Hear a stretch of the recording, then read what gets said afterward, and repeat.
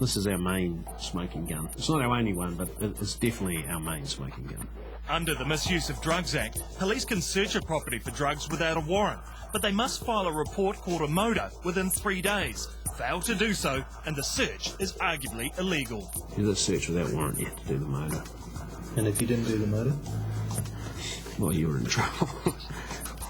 This motor was presented to the Court of Appeal in 1996, justifying the raid on Shaun Allen's farm. But to Wayne Kiley, it never looked quite right. And then when I had a closer inspection and had a look at the terminal, it was HAPWAB. Now, HA's for Hastings, PW is for Police Watch House, and A is normally for the first computer. But I've never in my police days ever seen AB on a terminal before. So this just didn't look right. An official information request to police was all it took to confirm his suspicions. I think they've got a lot of explaining to do about this, yes. In this letter, the police clearly state there was never a terminal identification, HAPWAB, at all in Hastings. There's no way HAPWAB existed, so there's no way that can be a genuine document. It's false? It's a false document. I've gone through a lot of emotions, a lot of ups and a lot of downs. You know, I used to run around the block, you know, get rid of all my energy because I couldn't sleep because I knew there was something wrong with that motor for years.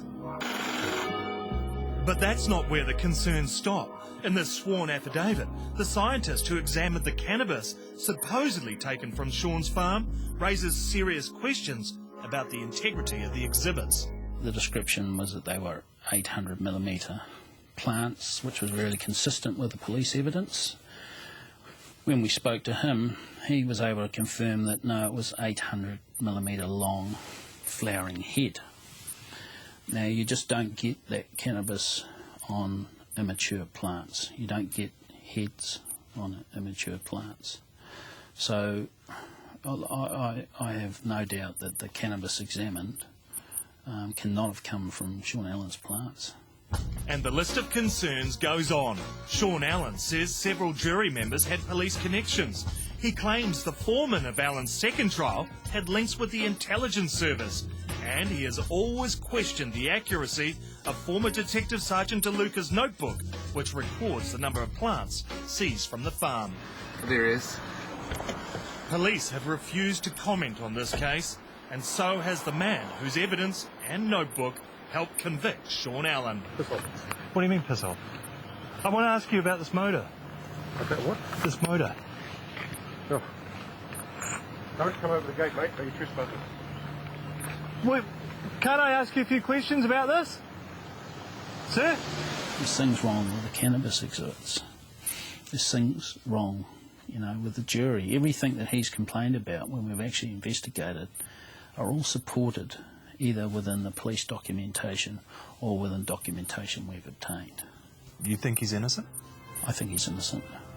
Innocent or guilty, pivotal to the case is this document and this code on the police motor. So is this a smoking gun, a document created to deceive the justice system? Or is there another explanation? To find out, we decided to contact the officer who supposedly created it. Look, there's no way I did that.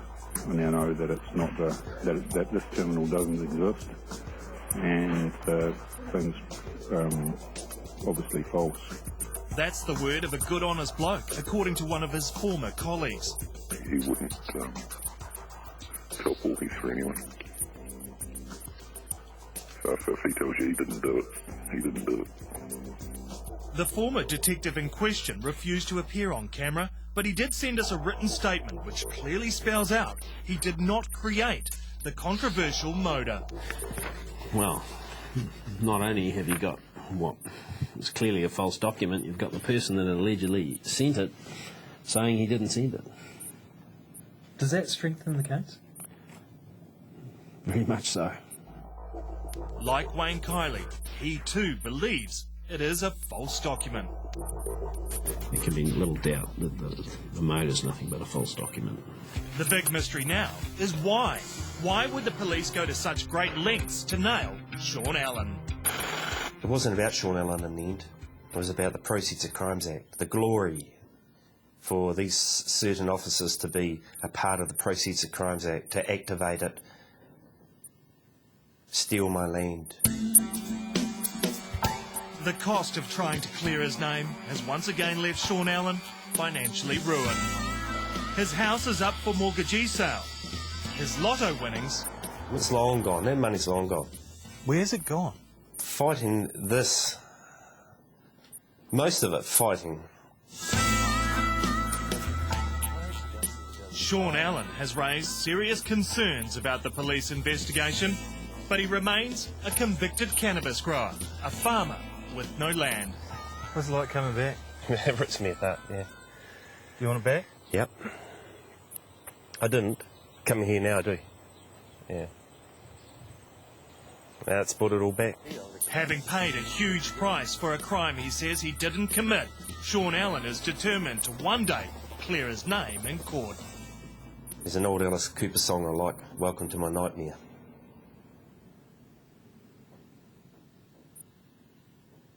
I want to play that one day. Solely for them.